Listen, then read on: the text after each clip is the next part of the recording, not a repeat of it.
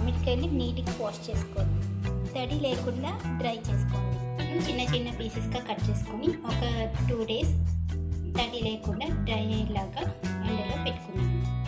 మరి హార్ష్ ఎండలో అయితే పెట్టకండి. అట్లీస్ట్ ఫ్యాన్ కిందైనా ఆరేలాగా చూసుకోండి. అయిన తర్వాత ఈ ఆవాలు వేసుకోవాలి.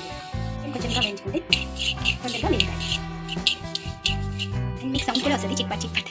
ఇలా వేయించుకున్న తర్వాత మిక్సీ జార్లో పౌడర్ చేసుకోండి. నెక్స్ట్ నువ్వులు కూడా వేయించి పెట్టుకోవాలి.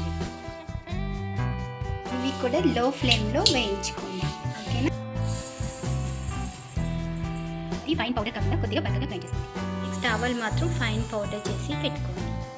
పౌడర్ చేసి పెట్టుకున్న గ్రౌండ్నట్ ఆయిల్ తీసుకొని ఇలా మరిగించి పెట్టుకోండి. కొద్దిగా చల్లారేంత వరకు వెయిట్ చేయాలి. ప్లాస్టిక్ కంటైనర్ తీసుకున్నాను. ప్లాస్టిక్ అంటారు, కానీ పికిల్స్ మాత్రం ప్లాస్టికే యూజ్ చేయాలి. ఎందుకంటే అవి చిన్న చిన్న హోల్స్ పడిపోతాయి. స్టీల్ కంటైనర్స్ అయితే, లేదంటే సెరమిక్ కూడా యూజ్ చేసుకోవాలి. మెజర్మెంట్కి నేను ఈ కప్ తీసుకున్నాను. ఈ కప్తో 3 cups ఆఫ్ మ్యాంగో పీసెస్ని తీసుకుంటున్నాను.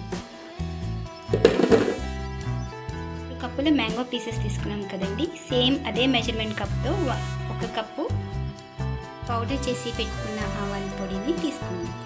ముందుగా ఈ పౌడర్ వేసుకున్నాం. సేమ్ మెజర్మెంట్ కప్తో 1/2 పౌడర్ నువ్వుల పొడి వేసుకోండి. ఇది ఆప్షనల్, మీకు కావాలంటే వేసుకోండి, లేదంటే స్కిప్ చేసుకోండి. ఈ పౌడర్ యాడ్ చేయడం వల్ల చాలా టేస్టీగా కూడా ఉంటుంది. 1/2 కప్ రెడ్ చిల్లీ పౌడర్ వేసుకోండి.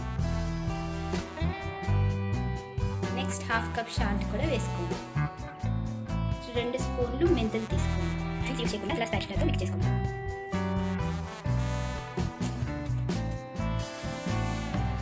బయటిది కొనే కన్నా ఇలా ఫైన్ పౌడర్ మన ఇంట్లోనే తయారు చేసుకుంటే ఇంకా టేస్టీగా ఉంటుంది. 3/4 కప్ ఆఫ్ ఆయిల్ వేసుకోండి.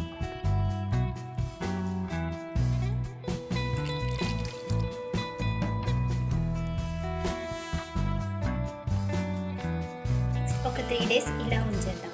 3 daysకి ఆయిల్ ఇలా బయటికి వచ్చింది. ఎంత బాగా వచ్చిందో ట్రాన్స్ఫర్ చేసుకోండి. చేసుకున్న తర్వాత ఆయిల్ పై వరకు వేసుకొని ఒక క్లాత్ కట్టేసి ఉంచేయండి. నేనైతే జాడీకి తీసుకోవాలి. తీసుకున్న తర్వాత నేను వేసుకుంటాను, ట్రాన్స్ఫర్ చేస్తాను. మరిన్ని ఇంట్రెస్టింగ్ రెసిపీస్ కోసం మా ఛానల్ని సబ్స్క్రైబ్ చేసుకోండి. Bye friends, thanks for watching.